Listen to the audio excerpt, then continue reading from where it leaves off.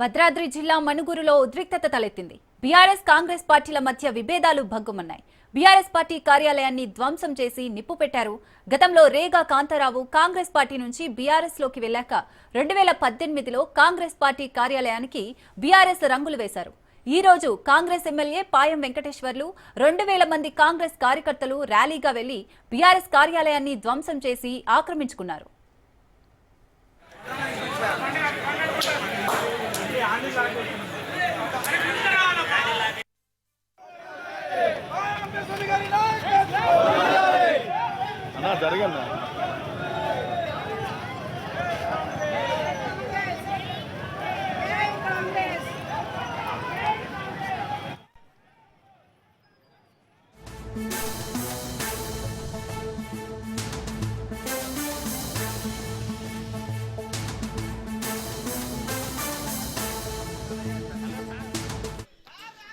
Right, breaking news. మణుగూరులో party office పై దాడిని బీఆర్ఎస్ వర్కింగ్ ప్రెసిడెంట్ కేటీఆర్ ఖండించారు. ఘటనపై రేగా కాంతారావుతో ఫోన్లో మాట్లాడారు కేటీఆర్.